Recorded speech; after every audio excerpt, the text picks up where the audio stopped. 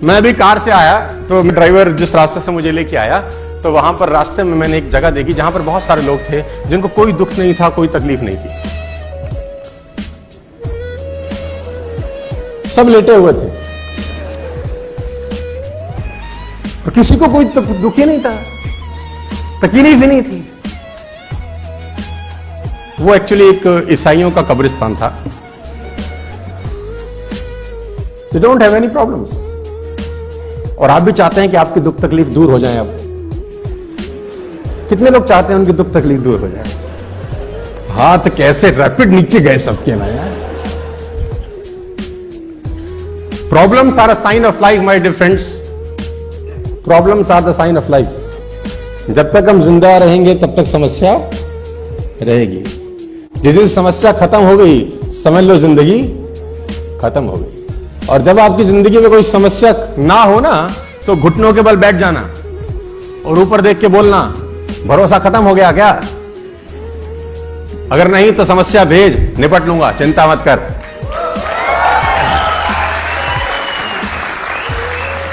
आपकी समस्या मैं खत्म कर दूं, कर सकता हूं, तरीका है। वो लेटा है, उसको मार, उसको कोई तकलीफ नहीं, उसके नाक में घुसंड मार, घूसा मार, दबा दे, तकलीफ होगी उसको। वो लेटा है, कह रहा तू करे जा। तकलीफ हो गई उसी को जिसकी जिंदगी में कुछ ना कुछ चल रहा है। ट्रेनिंग का बहुत जरूरत है सर, बहुत ज्यादा जरूरत है। और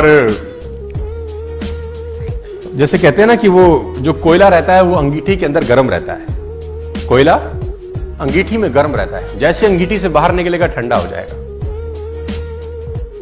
ऐसा समझो कि बहुत सर्दी पड़ रहा है, कहीं बहुत सर्दी पड़ रहा है और आप किसी रूम में हो, बाहर है -12 डिग्री, -14 डिग्री, -15 डिग्री टेम्परेचर, अंदर अलाव जल रहा है। अलाव समझते हैं आप लोग? आग जल रही है, बॉन फायर जला रखा है आपने, उसमें लकड़ी डाल रखी है अंदर और -15 डिग्री बाहर है। आप अलाव के पास बैठे हैं, आपको सर्दी लगेगी कि नहीं लगेगी? नहीं लगेगी ना। जैसे जैसे अलाव से दूर होते जाएंगे सर्दी लगना महसूस होता जाएगा कि नहीं होता जाएगा? बाहर जितना भी टेम्परेचर है, अगर आप अलाव के पास हैं तो बाहर का टेम्परेचर आपका बाल भी बांका नहीं करता। क्या मैं ठीक हूं? तो ये अलाव ही है, ये ट्रेनिंग कि इसमें रहेंगे, बाहर का टेम्परेचर कुछ भी हो, तकलीफ कुछ भी हो, आपका कुछ नहीं उखाड़ता फिर वो।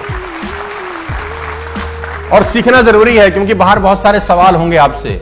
जब तक आपको पता नहीं होगा जवाब क्या देना है, आपको बहुत तकलीफ आएगी। वो एक बहुत पुरानी सी कहानी है कि एक आदमी ना आंख चेक कराने चला गया। बहुत जगह सुनाया मैंने। आंख चेक कराने गया तो वेटिंग थी, तो सोफे पे बैठ गया। जो ऑप्टोमेट्रिस्ट था वो किसी आदमी की आंख चेक कर रहा था। तो उनके पास एक चश्मा सा रहता है ना, जो खाली रहता है अंदर। तो उसने उस आदमी को चश्मा लगाया और उसमें एक शीशा डाला। अब दिख रहा है तुझे? तो बोला ना। तो उसने बोला शीशा निकाल के दूसरा डाला। बोला अब तुझको दिखता है? तो बोला नहीं, थोड़ा थोड़ा दिखना शुरू हो गया। अब ये बाहर बैठ के ऑब्जर्व कर रहा है उसको। फिर उसने तीसरा डाला। बोला अब, कह रहा अब थोड़ा सा साफ हुआ है। फिर उसने चौथा शीशा डाला। बोला हाँ अब मुझे बिल्कुल दिखाई दे। तो उसने पर्ची बनाई कि बाहर चश्मा बना लिया। अब ये गया, अब इसका नंबर था, ये तो देख रहा था बहुत देर से। अब उसको भी वो चश्मा लगाया जिसमें 2 छेद थे। पहला शीशा डाला तो तुझे दिख रहा है? बोले नहीं। तो उसने वाला निकाल के दूसरा डाल दिया। बोला अब दिख रहा है?